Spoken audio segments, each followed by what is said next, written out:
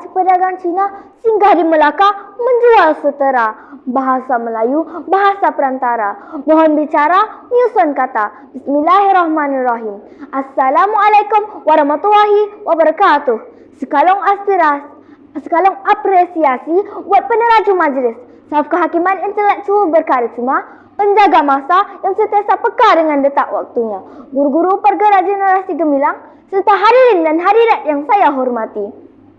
Sidang hadirin yang saya kasihi, sebelum lancang menuju ke muara, sebelum kata membelah bicara, sebelum isi menyusur hujah, izinkan saya mendefinisikan frasa, berpaksikan tajuk pidato agar hadirin terbuka minda, agar hakim tidak terpinga-pinga, dan saya petah berkata-kata.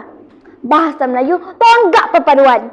Itulah tajuk pidato saya pada hari ini. Menurut Kamus Dewan, frasa bahasa Melayu dapat ditakrifkan sebagai bahasa yang diguna oleh kelompok masyarakat Melayu. Manakala frasa tonggak pula bermaksud asas atau nadi utama. Perpaduan bermaksud bergabung menjadi satu. Hadirin yang dimuliakan, sebagai pembuka tirai perbincangan yang pertama adalah baik jika kita menelusuri akar-akar sejarah sebelum terbentangnya hamparan indah negara Malaysia. Bahasa Melayu sudah berfungsi sebagai lingua franca sejak ratusan tahun yang lampau. Didefinisikan sebagai bahasa perantaraan antara masyarakat pada zaman itu.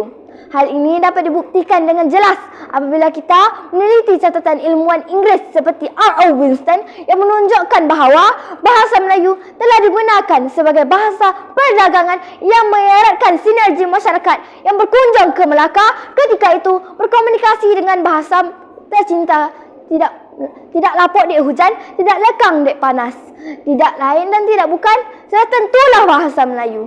Apalagi yang ingin kita pertikaikan, bahasa kita sebagai wadah perpaduan.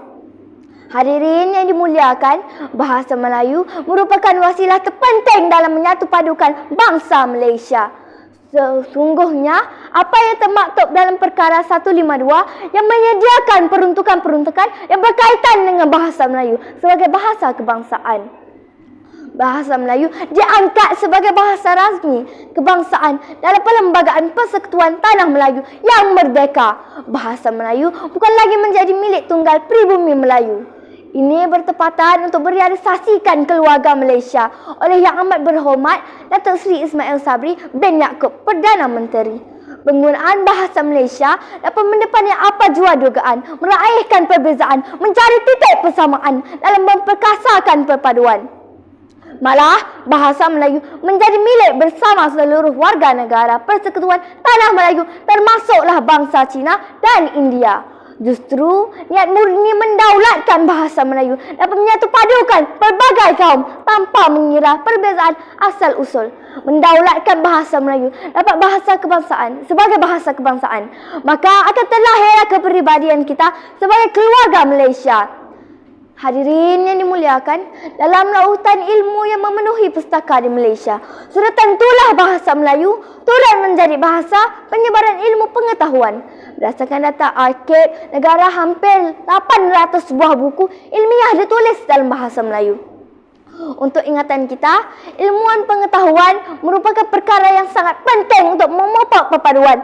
Selain itu, usaha Kementerian Pelajaran Malaysia melaksanakan program memartabatkan bahasa Melayu, memperkukuhkan bahasa Inggeris. MBM MBI dilihat sebagai wahana yang sangat utama untuk memupuk perpaduan. Gunung bernama Jajaran Titiwangsa tegak kukuh dalam wawasan perpaduan erat satu bahasa, ibarat tenunan tekad warisan. Sebagai penutup tirai pidato, ingin saya nyatakan sesungguhnya keharmonian dan perpaduan kaum di negara kita adalah satu rahmat yang tidak ternilai harganya. Oleh itu, cintailah bahasa Melayu dan memartabatkan bahasa kebangsaan kita. Kerana bahasa Melayu tonggak perpaduan. Saya pemidato menerus wadah perpaduan. Tonggak negara, mengundur diri. Sekian wabillahi taufiq wal hidayah. Assalamualaikum warahmatullahi wabarakatuh.